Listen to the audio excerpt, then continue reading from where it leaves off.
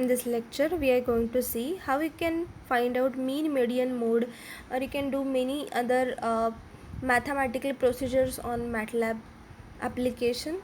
So earlier I have mentioned many things, so this is short clip, so you can find out the mean, median, mode.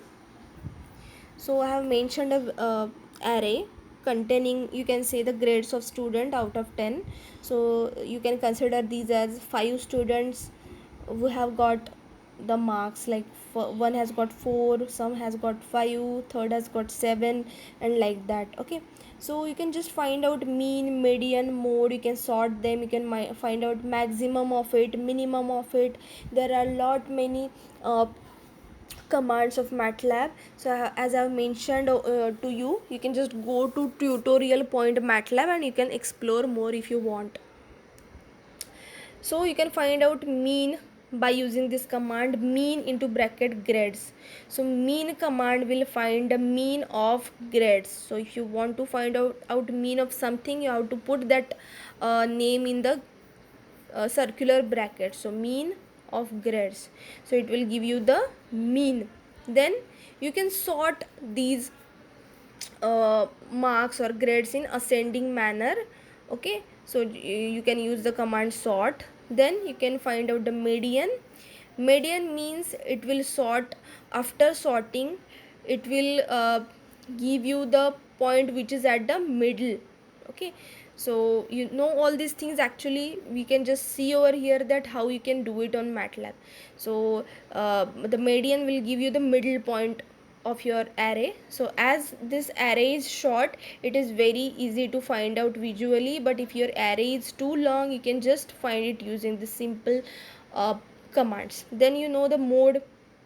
Mode will give you the repeated number from the array.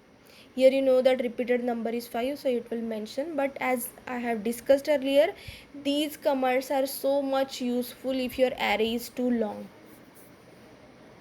So let me run it.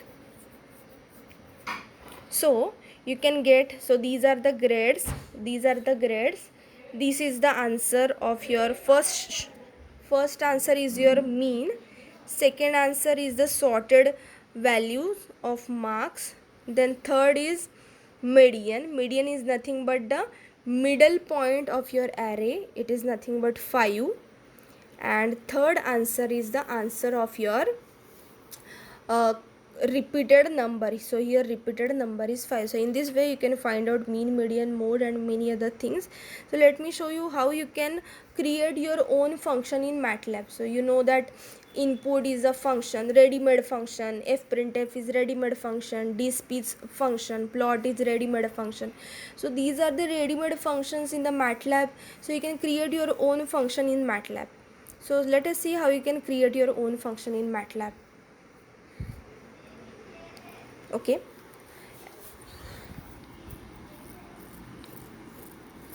so remember okay, so let me open the function. Let me see where I have kept it.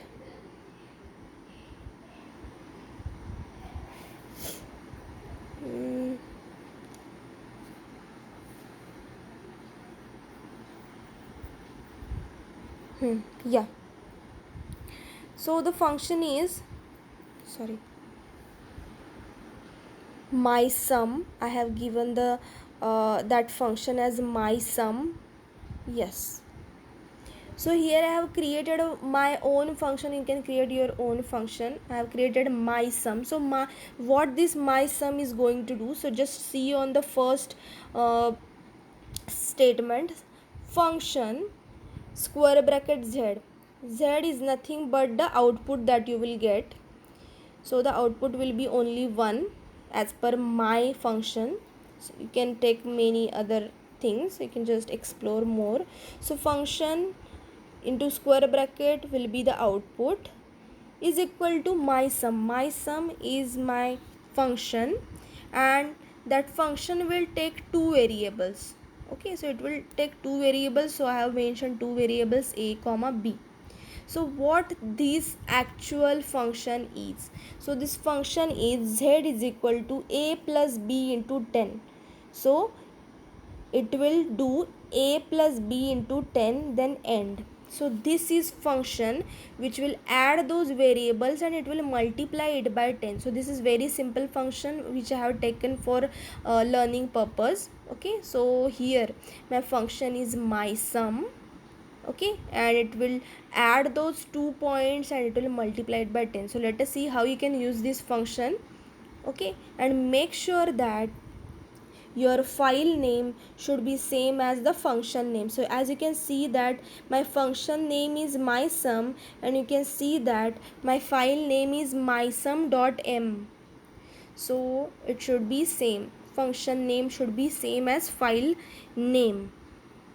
So let us see how you can use it. I will create a new file. In the new file I will mention the value of these two variables a and b. Okay, and then I will do c is equal to my sum. I will call that function my sum over here, and it will, in the bracket I will write the two inputs that I will give.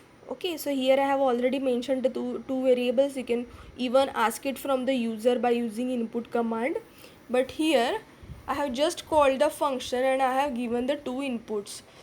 So what my sum will do, my sum will add those two a and b and it will multiply it by 10 as per my function.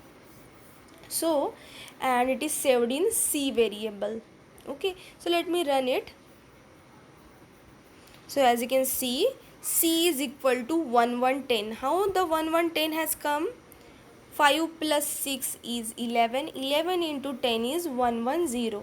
Okay, so in this way you can find out, or you can create your own function. You can give any kind of mathematical term and you can correspondingly find your answer. Okay, so this is it. Thank you for listening.